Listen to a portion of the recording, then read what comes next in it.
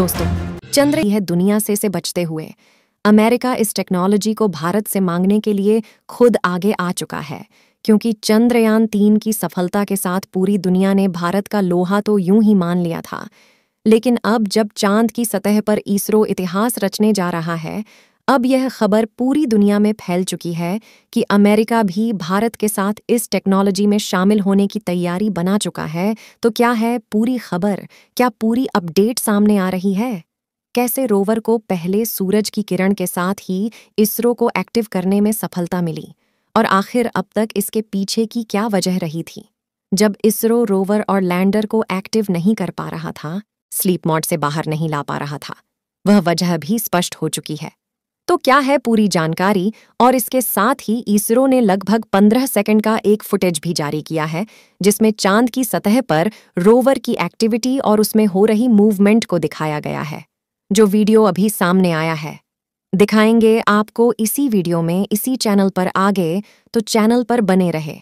Video को like और channel को अगर अभी तक आपने सब्सक्राइब नहीं किया है तो सब्सक्राइब ज़रूर कर लें और इस वीडियो को अपने दोस्तों तक शेयर ज़रूर करें ताकि उन्हें भी जानकारी मिल सके।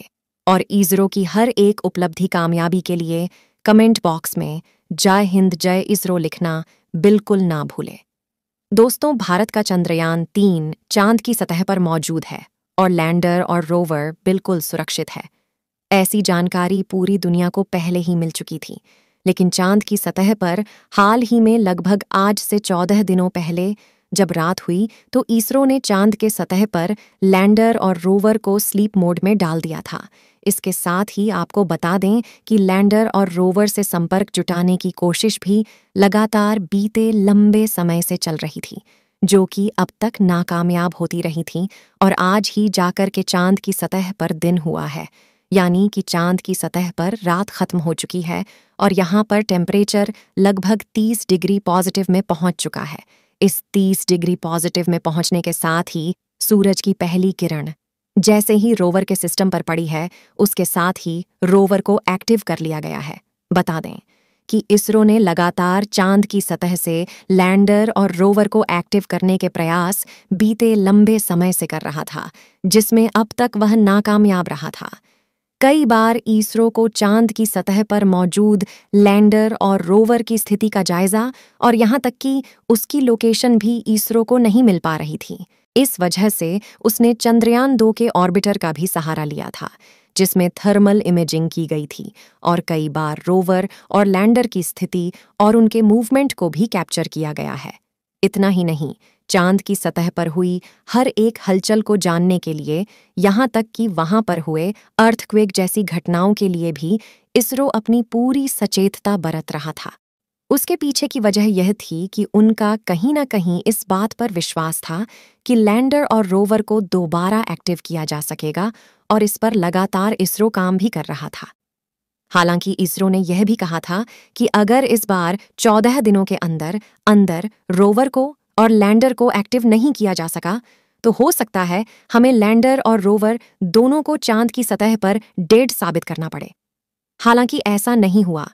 यह अब एक बहुत बड़ी उपलब्धि इसरो के हाथ लग चुकी है और इस उपलब्धि के हाथ लगने के साथ ही अमेरिकी अंतरिक्ष एजेंसी नासा ने जो कहा है इसरो को लेकर और चंद्रयान-3 को लेकर, जो मांग अमेरिकी अंतरिक्ष एजेंसी नासा ने किया है, उसको सुनने के बाद आप भी भारतीय होने पर गर्व महसूस करेंगे। भारत की टेक्नोलॉजी और इसरो की टेक्नोलॉजी को लेकर आप जरूर गर्व करने वाले हैं।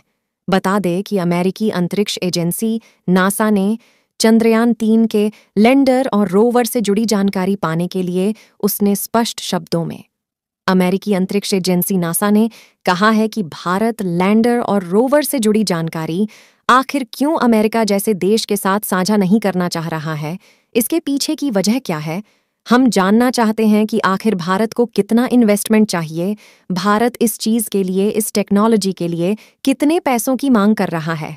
हालांकि आपको बता दें कि अमेरिकी अंतरिक्ष एजेंसी नासा ने रोवर ज़रूर बनाए हैं, लैंडर भी ज़रूर बनाए हैं, लेकिन इतने कम वजन में और इतने छोटे सिस्टम में इतनी बड़ी टेक्नोलॉजी को कंपैक्ट कर पाना यह बहुत ही मुश्किल और सबसे कठिन काम होता है, जिसके लिए इसरो ने लगभग 4 सालों तक लगातार मेहनत की है। इसमें लगे लगभग 36 सेंसर के बारे में। तो आप लगभग अभी तक जान ही चुके होंगे। जो चांद की सतह पर मौजूद अर्थक्वेक, चाहे वहां पर मिट्टी हो या फिर जमीन की कुछ फीट गहराई हो, इन सभी चीजों को लेकर कैप्चर करने में कैपेबल है। और अमेरिका इसी टेक्नोलॉजी को बनाने के लिए अपना भारी भरकम रोवर और लैंडर पहले बना चुका है। लेकिन इतने कम वजन के साथ और इतनी आसानी से जिसे चांद के साउथ पोल पर उतारा गया, वह टेक्नोलॉजी अमेरिका के पास भी नहीं है। हालांकि हो सकता है कि आपने यह खबर सुनी भी हो कि अमेरिका ने स्पष्ट शब्दों में कहा है कि भारत ऐसी टेक्नोलॉजी अमेरिका के साथ आखिर क्यों साझा नहीं कर रहा है। अमेरिका खुद भी चांद की सतह पर उतरने के लिए खुद आतुर है, और वहां पर जाने के लिए अमेरिका को साफ पता चल चुका है कि अगर भारत ऐसा कर सकता है तो भारत अगले आने वाले मिशन में अपने वैज्ञानिकों को भी चांद पर उतारने की हिम्मत रखता है। और यही वजह है कि अमेरिका खुद भी चाहता है कि भारत उसके साथ मिशन को साझा करे। जिस तरह से नासा और इसरो सिंथेटिक रडार नाम का एक मिशन है जो अर्थक्वेक की ऑब्जर्वेशन के लिए बनाया गया है, वैसे ही अमेरिका चाहता है कि चांद की ऑब्जर्वेशन और चांद पर उतरने के लिए भारत अमेरिका के साथ मिलकर एक मिशन तैयार करें। और इतना ही नहीं, अमेरिका सहित दुनिया के तमाम देश यह भी चाहते हैं कि भारत चंद्रयान-3 से मिला हुआ डाटा उनके साथ साझा करें, भले ही उनको इसके लिए मिलजुल कर कोई बड़ी रकम भारत को अदा क्यों ना करनी पड़े। दोस्तों, आप क्या चाहते हैं? क्या भारत को इस टेक्नोलॉजी को और अपने भारत के चंद्रयान-3 के द्वारा की गई रिसर्च को दुनिया की तमाम देशों के साथ साझा करना चाहिए? हालांकि इसके पीछे वजह भी है। भारत ने जिस तरह से चांद की सतह पर खनिजों की मौजूदगी का पता लगाया है, और वह खनिज चांद के हर एक जगह पर मौजूद नहीं है, उनके कुछ पार्टिकुलर स्थान हैं और भारत उन स्थानों पर पहुंच चुका है। ऐसे में पूरी दुनिया के लिए यह सदमा है कि आखिर यह जगह कौन सी है, और इसीलिए दुनिया के तमाम देश चाहते हैं कि भारत इससे संबंधित डाटा उनके साथ साझा करें। दोस्तों, आप क्या चाहते हैं? क्या भारत को यह डाटा दुनिया के तमाम देशों के साथ साझा करना चाहिए या नहीं? क्या अमेरिका के साथ टेक्नोलॉजी साझा करना चाहिए या नहीं?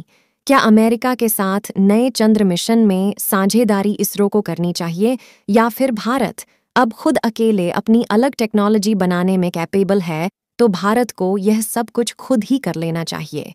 किसी और देश को इसमें शामिल नहीं करना चाहिए। आप अपने विचार हमें कमेंट बॉक्स में कमेंट करके ज़रूर बताइएगा। साथ ही वीडियो को लाइक और चैनल को सब्सक्राइब कर लीजिए।